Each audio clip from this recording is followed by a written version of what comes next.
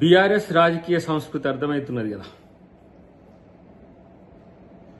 కేవలం మాస్టర్ కోసం వచ్చిండు నిన్న మాస్టారు, సంతకం పెట్టిపోయింది. మళ్ళీ ఎప్పుడు వస్తాడు 6-7 నెలలకు.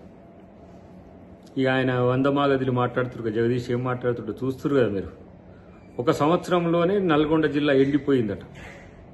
మరి ఎస్ఎల్బీసీ 10 సంవత్సరాల పాటు కంప్లీట్ చేయకుండా ఎక్కడ మీరు ఏం చేసిండ్రు? స్పీకర్ సాంప్రదాయాల పట్ల, సభా సాంప్రదాయాల పట్ల, గవర్నర్ పట్ల, రాజ్యాంగం పట్ల మీకు ఏ పార్టీ సోయిందో అర్థమవుతున్నది ఈ సంఘటన. ఇట్లాంటి వాళ్ళతో నేను మంత్రులు చేసిండు, ఇట్లాంటి వాళ్ళతో నేను ప్రభుత్వం నడిపిండు కేసీఆర్.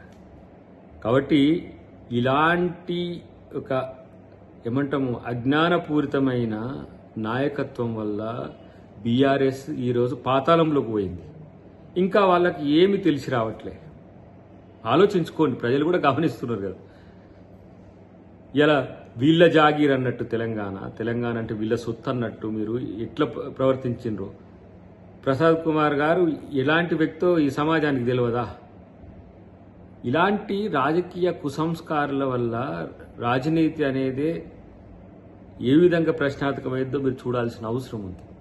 ఇది ఏమాత్రం సభా సాంప్రదాయాలకు పక్కన పెట్టండి, ఇది రాజకీయ సంస్కృతి కాదు బీఆర్ఎస్కి అనేది తెలుసుకుంటే మంచిది. లేకపోతే వాళ్ళు అట్టే పాతాళం పోతారు, ఇంకేముంటుంది.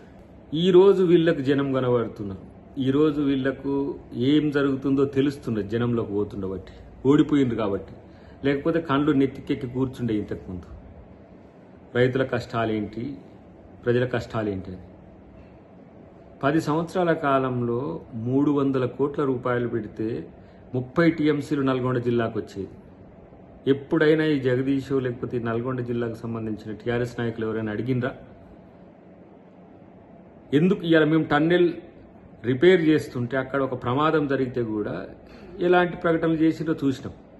కాబట్టి ప్రభుత్వం ఇలాంటి పనికిరాని, సంస్కృతి లేని, సాంప్రదాయాల పట్ల నిబద్ధత లేని వ్యక్తుల యొక్క అంశాలను పట్టించుకోదు. ప్రజలే లక్ష్యంగా ఉంటుంది.